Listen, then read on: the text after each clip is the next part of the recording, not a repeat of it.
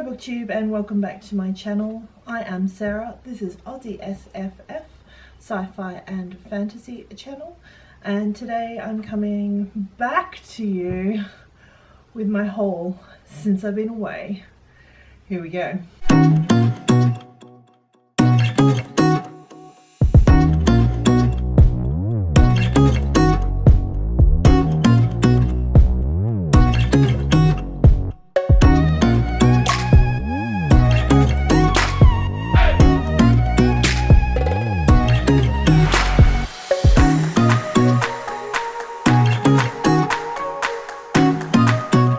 It's not as epic as you would imagine for how long I've been away, but it's pretty decent. So, firstly, during the Prime Day that we had recently, my husband grabbed this one for me, and this is The Joker, celebrating 75 years.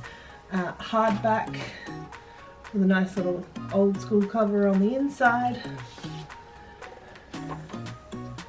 And this is really cool. We've got The Joker vs. Batman from the 1940 edition, The Rider of the Missing Card, and The Joker Walks the Last Mile.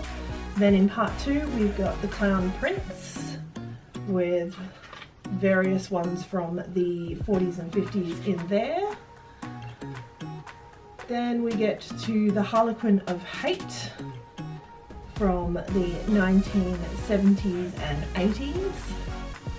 We have Arch Nemesis Part 4 with comics from 1990s to 2000. And we have Rebirth, which is 2011 and 2012. So this is a really cool sort of background if you want to get into some Batman comics, specifically focused around the Joker. Second-hand haul from the last holidays. I got Wandering Earth, which is a compilation of sci-fi award-winning stories from Lu Xing. So that looked really cool. And number 4 of Bone, which is the Dragon Slayer. So that's a series I collect. Next, I've been wanting to get into these. I managed to find a really nice version, which is Homer Illustrated Odyssey, and it's got some beautiful pieces of art to help to bring these stories to life. Second-hand pickup again. I got Can't Resist a hardback of The Hobbit When I See It, and this is a version I did not have, with the beautiful green smog on the inside, and fully illustrated as well. Of course, I picked up Cassandra Clare's Dark Artifices number 3, The Queen of Air and Darkness. I haven't read number 1, but I was going to pick up number 3 anyway. I did a big book depository order about a month or 2 ago, and picked up the remainder of Pierce Brown's ones, which was The Morning Star and Iron Gold, both of which I haven't read yet. Because it was cheap during one of their sales, I got The Sailor Who Fell from Grace with the Sea, and that's a classic edition. And I picked up William Gibson's Neuromancer trilogy with Neuromancer, Mona Lisa Overdrive, and Count Zero. Second to last, we had Book Week at my work in a high school. I dressed up as Maleficent because I'm a tragic Disney fan, and my excuse was A, I wanted to, and B, I made my entire costume, but B, I said, well, Sleeping Beauty was originally a book. Never read it, but that's beside the point. So during Book Week we had a book exchange slash take the books from the library that have been discontinued. So I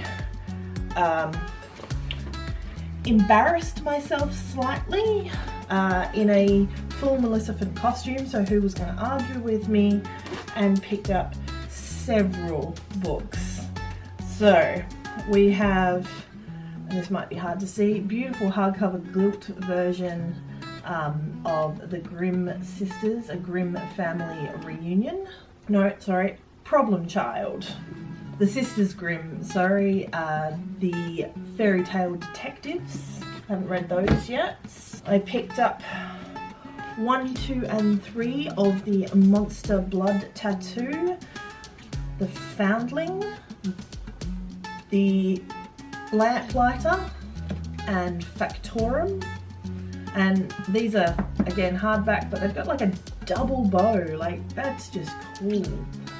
So they are by D.M. Cornish. Teetering top piles of books next to me.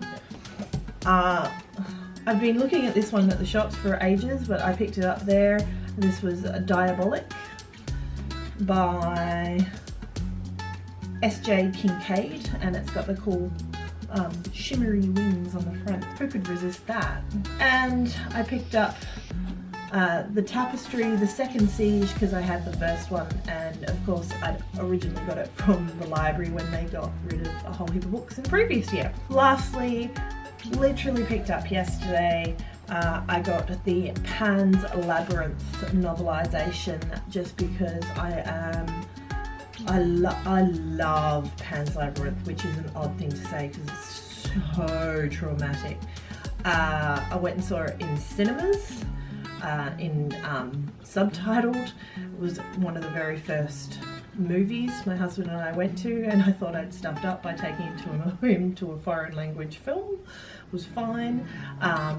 Turned out he really liked me, and yeah, that was. I just love the aesthetic and the Grimm fairy tales take on Pan and that sort of world, as opposed to the Disney take on fairy tales. I love both, but I like both. I like to have both in my life as well. And this has got the illustrations through it, and there we have the creepiest character, the guy with the eyes in his hands. And to me it just looks like a grown-up version of Crumb from Our Real Monsters, but that's the twisted world I live in. So that is my haul.